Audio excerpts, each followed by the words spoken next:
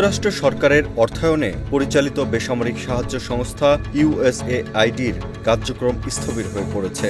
তাদের ওয়েবসাইটেও এরই মধ্যে বন্ধ করে দেওয়া হয়েছে। পাশাপাশি সামাজিক যোগাযোগ মাধ্যম এক্সেও সংস্থাটির উপস্থিতি খুঁজে পাওয়া যাচ্ছে না। এখন প্রশ্ন উঠেছে এর ভবিষ্যৎ নিয়ে। আসলেই কি এটি অস্তিত্ব সংকটে? গত ২৫ জানুয়ারি মার্কিন প্রেসিডেন্ট ডোনাল্ড ট্রাম্পের বৈদেশিক সহায়তা বন্ধের নির্দেশে কিছুটা শিথিল করার কথা উল্লেখ করেন দেশটির পররাষ্ট্রমন্ত্রী মার্কো রুবিও। কিন্তু এর ২ সপ্তাহ যেতে না যেতেই আফ্রিকার দক্ষিণাঞ্চলের দেশ মালাউতে বন্ধ হয়ে যায় বেশিরভাগ স্থানীয় দাতব্য সংস্থা। জিডিপি হিসেবে বিশ্বের ৭ম দরিদ্র এই দেশে চাকরি হারান ৫,০০০ কর্মী। ২ কোটি মানুষের দেশ মালাওয়ে চাকরি হারানো এই ৫,০০০ মানুষের মধ্যে বেশিরভাগই স্বাস্থ্যকর্মী। আশঙ্কা করা হচ্ছে এখন অনেক মানুষ রোগে আক্রান্ত হবে এবং মরবে। আফ্রিকার দক্ষিণাঞ্চল থেকে আফগানিস্তান, সব জায়গাতে একই চিত্র।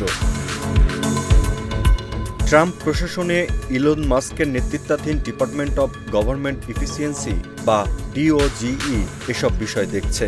ইউএসএআইডিকে একদম বন্ধ করার জন্য বরাবরই তাগিদ দিয়ে আসছেন এই ধনকুবের। কিন্তু তার এই ডিওজিই বিভাগ এত দ্রুত তৎপরতা শুরু করে যে মার্কিন পররাষ্ট্রমন্ত্রী মার্কো রুবিওর এসব শিথিলতার ঘোষণা তেমন কাজেই আসেনি। এরই মধ্যে ইউএসএআইডির বিভিন্ন অফিস বন্ধ করে দেওয়া হয়েছে, ফ্রিজ করা হয়েছে ব্যাংক অ্যাকাউন্ট, চাকরিচ্যুত হয়েছেন কর্মকর্তারা।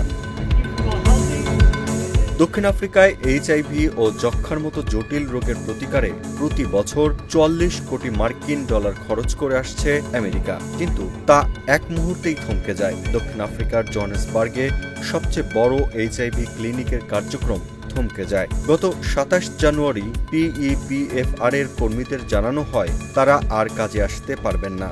ইউএসএআইডির কি জানায় সেজন্য বসে আছেন তারা। কিন্তু ইউএসএআইডি কি কিছু বলতে পারবে? আদৌ জানেন এসব কর্মীরা? রুবিওর কথায় নরম সুর থাকলেও এই তিনিই কিন্তু সহায়তা ঠিকমতো না করার জন্য ইউএসএআইডির কর্মীদের দায়ী করেন। শিথিল করার পরও এনজিও বন্ধ হয়ে যাওয়ার পর গত ১০ ফেব্রুয়ারি তিনি বলেন, কিভাবে টাকা পরিশোধ করা যায় তা নিয়ে সমস্যা হয়েছিল, এগুলো ঠিক করা হবে। পিইপিএফআর এর ও অন্যান্য জীবন রক্ষাকারী প্রকল্পের আকার ছোট হয়ে যেতে পারে বলে জানান তিনি। এদিকে ট্রাম্প আসার পর বিশ্বের বিভিন্ন দেশের স্থানীয় ও আন্তর্জাতিক দাতব্য সংস্থাগুলো অস্তিত্ব সংকটে পড়েছে। বিভিন্ন উপায়ে আয় রয়েছে এমন প্রতিষ্ঠানগুলো হয়তো টিকে যেতে পারে, কিন্তু ইউএসএআইডির মতো মডেলে পরিচালিত সংস্থাগুলো থমকে যাবে, কেননা ট্রাম্প প্রশাসন সহায়তা একদম বন্ধ করে দিয়েছে। তবে আফ্রিকায় মানুষের রোগ নিয়ে মার্কিন প্রকল্পগুলো এখনো চলমান বলে সেখানে অনেকেই স্বস্তির নিঃশ্বাস ফেলছেন। হয়তো সরাসরি খাবার সেখানে যাবে, মিলবে ওষুধও, কিন্তু সংক্রমণ রুখতে যে শিক্ষা দেওয়া হয় তা এখন বন্ধ হয়ে যাবে। এ নিয়ে মন্তব্য করার মতো হোয়াইট হাউসে কেউ নেই। মার্কিন পররাষ্ট্রমন্ত্রী মার্কো রুবিও হয়তো দাতব্য কিছু কার্যক্রম চালু রাখতে পারেন, কিন্তু ট্রাম্প যেভাবে শুরু করেছেন রুবিও এসব কতদিন চালু রাখতে পারেন তাই এখন দেখার বিষয়।